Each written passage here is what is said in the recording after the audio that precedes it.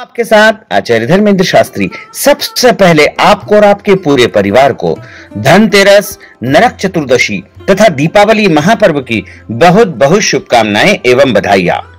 आज हम आपको बताने जा रहे हैं कि यम की प्रसन्नता के लिए यानी यम के लिए दीपदान किस प्रकार किया जाता है और यमराज के लिए दीपक दान कब करना चाहिए, क्योंकि धनतेरस एवं रूप चौदस या नरक चतुर्दशी के दिन यमराज की प्रसन्नता के लिए यमराज के लिए दीपदान करने का विधान है।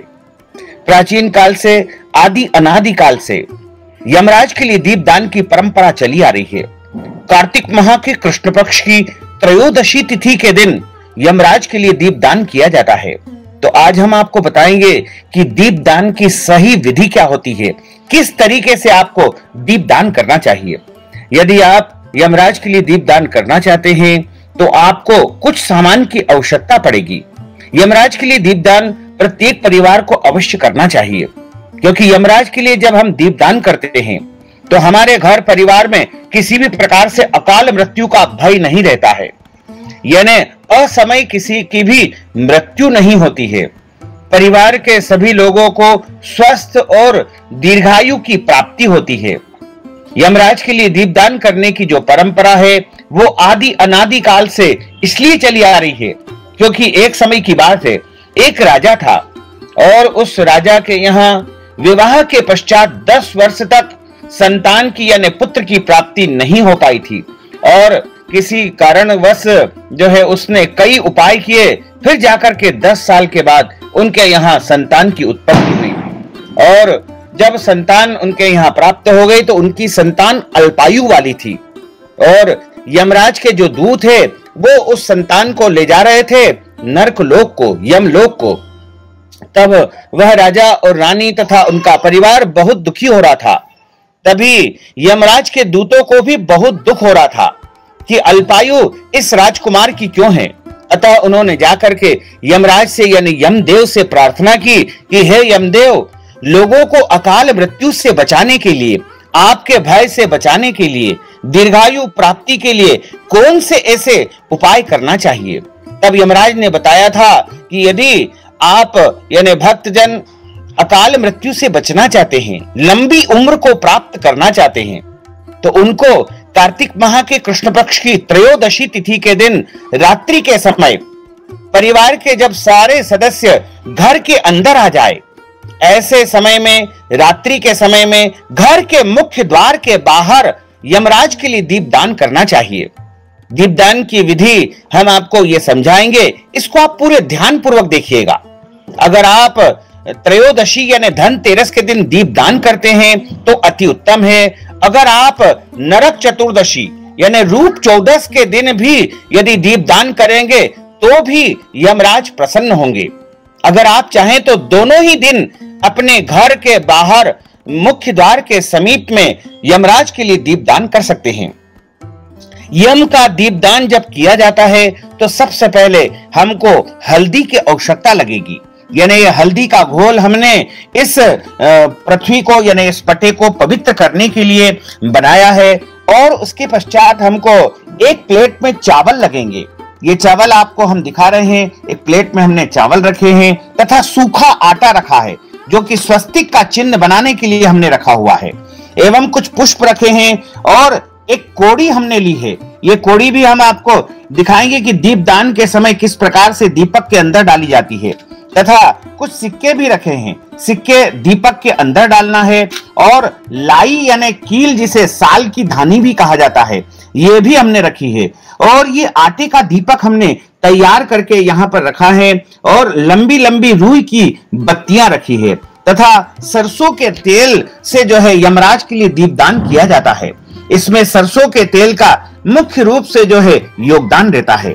अगर आप आटे का दीपक तैयार नहीं कर पाते हैं तो आप यदि मिट्टी का दीपक भी ले लेंगे तो भी आपको यमराज के निमित्त दीपदान करने का पुण्य फल प्राप्त हो जाएगा। मिट्टी के जो दीपक है वो बाजार में प्रायः सरलता से उपलब्ध हो जाते हैं और अगर आप चाहें तो ऐसा जो आटे का दीपक हमने तैयार किया है ये भी आप अपने घर में आटा जिस प्रकार रोटी बनाई जाती है वो आटा लेकर के और ऐसा चौमुखा दीपक आपको तैयार करना है। चौमुखा दीपक इसलिए तैयार किया जाता है कि पूर्व, पश्चिम और उत्तर और दक्षिण चारों दिशाओं में जो है हमारी रक्षा हो, चारों दिशाओं से हमारे घर में किसी भी प्रकार की आधी व्याधि अला बला बिल्कुल नहीं आए, इसलिए इसमें चौमुखे दीपक का उपयोग किया जाता है।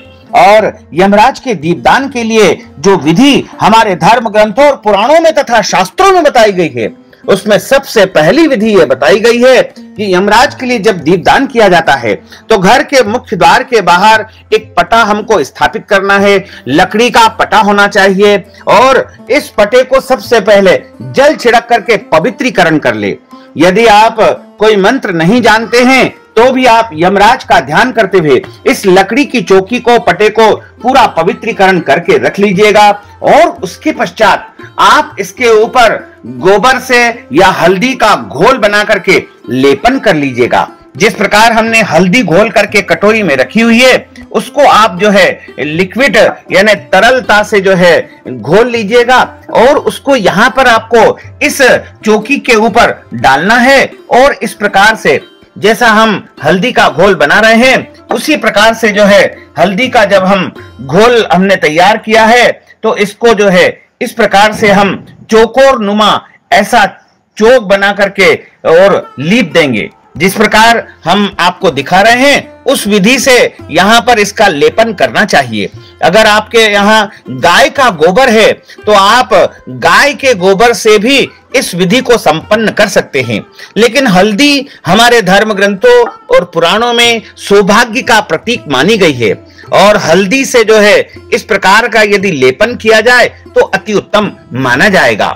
और हल्दी का यह लेपन हम आपके सामने करके दिखा रहे हैं। इस विधि से बड़े प्रेम के साथ, पूरी श्रद्धा के साथ में यमराज के निमित्त दीपक का दान हमको जो है करना चाहिए। तब यमराज हमारे ऊपर प्रसन्न होते हैं तथा हमें भरपूर आशीर्वाद प्रदान करते हैं। यमराज प्रत्येक मनुष्यों के जीवन की रक्षा को करने वाले हैं, दीर्घायु को प्रदान करने वाले हैं। और यमराज के निमित्त दीपक दान करने के लिए हमने इस चौकी के ऊपर हल्दी का घोल बना करके इसको अच्छी प्रकार से लीप दिया है। और लीपने के बाद में इसके ऊपर हम आटे का चौक बनाएंगे। आटे का चौक बना करके उसके ऊपर जो है चावल की जो प्लेट है उसको स्थापित कर लेंगे। आटे का चौक बनाने के लिए एक सूखा आटा हमने इस कटोरी में रखा हुआ है, इसको हम ले लेंगे और इससे हम जो है स्वस्तिक का चिन्ह बनाएंगे। स्वस्तिक का चिन्ह बनाने की जो प्रक्रिया हमारे धर्म ग्रंथों में बताई गई है वो इस प्रकार से बताई गई है। इस प्रकार से एक लाइन खींचेंगे और उसके बाद इसको क्रॉस नहीं करना है। कभी भी स्वस्तिक चिन्ह बनाते समय इसको क्रॉस नहीं करना चाहिए। उसके बाद दूसरी लाइन यहां से शुरू करेंगे और इसके बाद इसको नीचे की तरफ ले जाएंगे तथा अगली लाइन को यहां से शुरू करते हुए और ऊपर की ओर ले जाएंगे। इस प्रकार से यह स्वस्तिक का चिन्ह ऐसा बनाना चाहिए। और इस स्वस्तिक के चिन्ह को जो है जब हम बनाते हैं तो उस समय यमराज का ध्यान, उनका स्मरण हमें करते रहना चाहिए।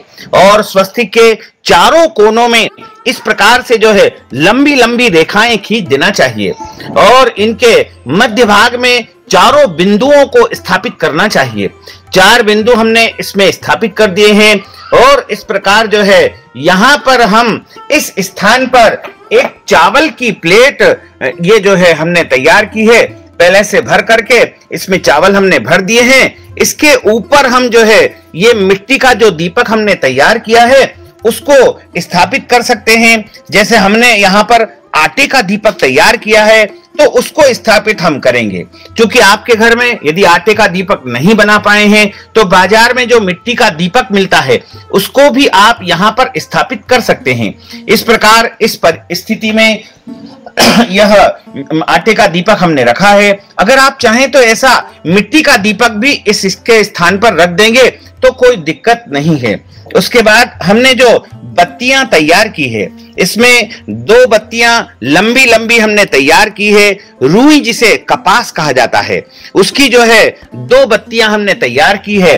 दोनों को इस परिस्थिति में क्रॉस चिन्ह में लगाकर हम जो है यहाँ पर स्थापित कर देंगे। और ये जो बत्तियां हैं इस प्रकार से हमको रखनी चाहिए।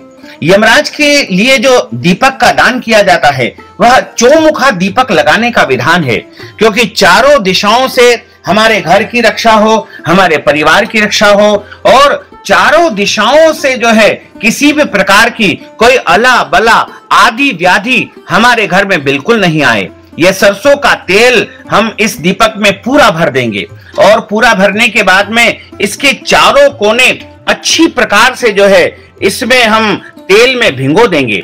चारों कोने जब अच्छी प्रकार से भीग जाएंगे तभी वो अच्छी प्रकार से प्रज्वलित हो पाएंगे। इसलिए इन चारों कोनों को रुई के जो बत्ती के हैं उनको तेल में अच्छी प्रकार से भिगो दीजिएगा, और उनको जो है चारों कोनों को इस प्रकार भिगो करके जो है ऊपर की तरफ मुंह करते हुए उनको खड़े कर दीजिएगा। और उसके बाद जो है चारों कोनों को हमने खड़ा कर दिया है, और इसको जो है जब हम दीपक प्रज्वलित करें उसके पहले हमको ध्यान रखना है कि सबसे पहले इसमें एक सिक्का स्थापित करना है। सिक्का चूंकि लक्ष्मी का प्रतीक माना जाता है, सिक्का 1 रुपए का भी हो सकता है, 2 रुपए का भी हो सकता है, जो भी सिक्का हो, कोई भी एक क्वाइन हमको लेना है जो कि इसके अंदर हम स्थापित कर देंगे, और उसके ऊपर हम कोड़ी रख देंगे। ये कोड़ी जो है लक्ष्मी का प्रतीक मानी जाती है, और सभी प्रकार की सुख शांति समृद्धि देने वाली जो है ये कोड़ी मानी जाती है। कोड़ी प्रायः बाजार में उपलब्ध हो जाती है। ये कोड़ी भी इसके अंदर हम स्थापित कर देंगे, तथा इसमें लाई यानी कील जिसे हम कहते हैं, जिसे साल की धानी भी कहा जाता है, ये भी बाजार में उपलब्ध हो जाती है। ये भी इस दीपक के अंदर हम स्थापित कर देंगे, और उसके बाद जो है इस तरह से हमने एक सिक्का स्थापित किया है, कोड़ी स्थापित की है, लाई साल की धानी, कुछ पुष्प की पंखड़ियां, कुछ पुष्प भी यमराज के निमित्त इसमें हमको स्थापित करने हैं। और उसके बाद इस दीपक को हम माचिस से यानी मैच बॉक्स से जला करके चारों कोने इसके अच्छी प्रकार से हम प्रज्वलित कर देंगे। चारों कोने क्रमशः एक एक करके हमको प्रज्वलित करना चाहिए, और इस तरह जो है चारों कोने हम जब प्रज्वलित करें तो उस समय हमें यमराज का ध्यान करना चाहिए, यमदेव का ध्यान करना चाहिए, तथा मन ही मन हमें प्रार्थना करनी चाहिए कि हे यम देवता, हे यमराज, हमारे पूरे परिवार की, हमारे घर के सभी सदस्यों की रक्षा करना, उनको दीर्घायु प्रदान करना, उनको लंबी उम्र प्रदान करना। और यमराज के निमित्त हम चारों दिशाओं में एक एक पुष्प जो है स्थापित करते जाएं। पूरब, पश्चिम, उत्तर और दक्षिण चारों दिशाओं में एक एक पुष्प हम यमराज के निमित्त स्थापित कर देंगे, तो यमराज का हमें भरपूर आशीर्वाद प्रदान होगा। इसके अलावा जो है जो साल की धानी है, लाई जो है, यहाँ पर आसपास हमको थोड़ी थोड़ी बिखेर देना चाहिए, और उसके बाद में हाथ जोड़ करके प्रार्थना करें, ओम यमाय नमः, ओम यमाय नमः, ओम यमाय नमः, ओम यमाय नमः, ओम यमाय नमः, ओम यमाय नमः, ओम यमाय नमः। इस प्रकार से यमराज से आप प्रार्थना करें कि हे यम देवता, हमने हमारे परिवार की रक्षा के लिए और हमारे पूरे परिवार के सदस्यों की लंबी आयु के लिए आपको हम दीप दान कर रहे हैं, और इस तरह एक जल के पात्र में जल रख करके इसकी चारों तरफ जल घुमा करके यम देवता को हमको जो है दीपक अर्पण कर देना चाहिए। इस विधि से यदि हम यमराज के निमित्त, यम की प्रसन्नता के निमित्त धनतेरस के दिन, नरक चौदस के दिन, रूप चौदस के दिन या छोटी दिवाली के दिन दीपक का दान कर देंगे, तो निश्चित तौर से यमराज का, यमदेव का हमें भरपूर आशीर्वाद प्राप्त होगा, तथा हमारे घर में किसी भी प्रकार की कोई अकाल मृत्यु नहीं सताएगी, और हमारा पूरा परिवार जो है दीर्घायु को प्राप्त करेगा, लंबी उम्र को प्राप्त करेगा, और हमारे घर में सुख शांति और समृद्धि का आगमन होगा। इस तरह से, इस विधि से सभी को जो है यमराज के निमित्त दीपक का दान करना चाहिए। आप यमराज के निमित्त दीपक का दान धन त्रयोदशी यानी धनतेरस के दिन कर सकते हैं। इसके अलावा रूप चौदस धनतेरस यानी नरक चतुर्दशी के दिन भी कर सकते हैं, जिसे छोटी दिवाली के रूप में माना जाता है। उस दिन भी आप कर सकते हैं। आप अपने यहाँ जो भी परंपराएं हैं, वैसे तो शास्त्रों में लिखा हुआ है कि धनतेरस और नरक चतुर्दशी दोनों ही दिन यम की प्रसन्नता के लिए, यमराज को प्रसन्न करने के लिए, यमराज को खुश करने के लिए दीपदान अवश्य करना चाहिए। और जो विधि हमने आपको बताई है, उस विधि से अगर आप यमराज की प्रसन्नता के लिए, यमराज के लिए दीपदान करेंगे तो निश्चित तौर से आपको यमराज का भरपूर आशीर्वाद प्राप्त होगा तथा आपके घर में, आपके परिवार में, आपके गोत्र में, आपके कुल में, आपके वंश में किसी की भी अकाल मृत्यु नहीं होगी। कोई भी व्यक्ति जो है अघात मृत्यु को प्राप्त नहीं होगा और सभी को लंबी आयु मिलेगी। पूरा परिवार सुखी रहेगा, स्वस्थ रहेगा, सभी को दीर्घायु की प्राप्ति होगी और नरक के देवता यमराज की उनके ऊपर सदैव कृपा दृष्टि बनी रहेगी, उनका आशीर्वाद प्राप्त होता रहेगा। क्योंकि यमराज तो जो है भाव के भूखे हैं। उनको आप भाव से, भावना से, प्रेम से, श्रद्धा से, भक्ति से यदि एक दीपक का भी समर्पण कर देंगे तो वो आपकी भक्ति से प्रसन्न हो जाएंगे तथा आपको और आपके पूरे परिवार को भरपूर आशीर्वाद प्रदान करेंगे। यमराज के निमित्त सभी को अपने परिवार की रक्षा के लिए, सुरक्षा के लिए जिस विधि से हमने दीपदान बताया है, उस विधि से पूरी भक्ति के साथ, श्रद्धा के साथ, भावना के साथ अवश्य ही दीपदान करना चाहिए, जिससे उनके परिवार को लंबी आयु प्राप्त होगी और परिवार का प्रत्येक सदस्य सुखी रहेगा, स्वस्थ रहेगा। और ध्यान रखिएगा कि जब हम दीपदान करते हैं तो जब हम इस दीपदान को करने के बाद घर के अंदर प्रवेश करें, उस समय पलट करके इस दीपक को हमको देखना नहीं है और प्रयास करें कि यह दीपक जो है जलता रहे। और उसके बाद अगले दिन सुबह, अब आपको बता दें कि अगले दिन सुबह इस दीपक का करना क्या है। कई लोगों के मन में यह प्रश्न है, संशय है, शंका है, भ्रम है कि अगले दिन इस दीपक को करना क्या है। तो इसके अंदर जो हमने सिक्का और कौड़ी डाली है उसको आप निकाल लीजिएगा और उसको निकाल करके, धो करके, जल से अच्छी प्रकार से शुद्ध करके अपनी तिजोरी में, लॉकर में, अपनी अलमारी में स्थापित कर दीजिएगा।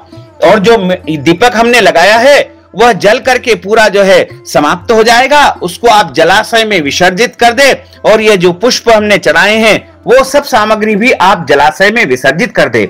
और ये जो चावल हमने यहाँ पर प्लेट में रखे हुए हैं उनको आप जलाशय में जाकर के मछलियों को डाल दे, या फिर इन चावल को आप पक्षियों को भी डाल सकते हैं, या फिर इन चावल को आप किसी भी मंदिर में या जरूरतमंद व्यक्ति को भी दान कर सकते हैं।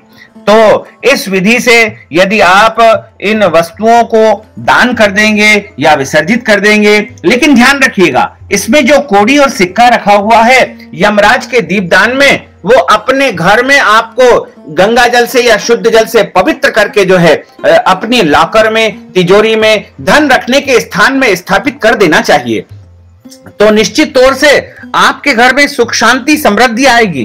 परिवार का प्रत्येक सदस्य दीर्घायु को प्राप्त करेगा, सुखी रहेगा, स्वस्थ रहेगा और किसी भी प्रकार से आपके घर में, आपके परिवार में अकाल मृत्यु नहीं हो पाएगी और परिवार के प्रत्येक सदस्य को सुखी जीवन प्राप्त होगा। तो जिस विधि से हमने दीपदान बताया है वो विधि जो है आपको संपन्न करना चाहिए और आप अपने अनुसार, अपनी व्यवस्था के अनुसार सरल तरीके से जिस विधि से हमने आपको दीपदान बताया है वो दीपदान यदि आप संपन्न करेंगे तो निश्चित तौर से आपको भगवान यमराज का, यमदेव का भरपूर आशीर्वाद प्राप्त हो सकेगा और आपके घर में सुख, शांति, समृद्धि का वास होगा।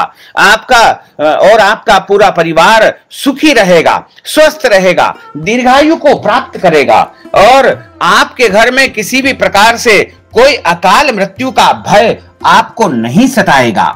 और इस क्रिया को आप इस विधि से अवश्य संपन्न करें और यमदेव का आशीर्वाद प्राप्त करें। तो भक्तजनों, माताओं बहनों, हमने जो ज्ञानवर्धक जानकारी आपको प्रदान की है, इस ज्ञानवर्धक वीडियो को आप अधिक से अधिक लोगों को शेयर करिएगा, लाइक करिएगा, कमेंट करिएगा और अधिक से अधिक जो है इस वीडियो को शेयर अवश्य कर दीजिएगा, ताकि ये ज्ञानवर्धक जानकारी सबको प्राप्त हो सकेगी। और इसी तरह जो है आप यमराज के निमित्त, यमदेव के निमित्त दीप दान करिएगा। तो भक्तजनों, माताओं बहनों, हमने जो ज्ञानवर्धक जानकारी आपको प्रदान की है, इसको आप अधिक से अधिक लोगों को शेयर करिएगा, लाइक करिएगा, कमेंट करिएगा। और यदि अभी तक आपने सब्सक्राइब नहीं किया है तो अभी और इसी समय सब्सक्राइब कर लीजिए, ताकि इसी प्रकार की ज्ञानवर्धक वीडियो आपको लगातार सबसे पहले प्राप्त हो सके। आपको और आपके पूरे परिवार को सादर जय श्री कृष्ण, सादर धन्यवाद।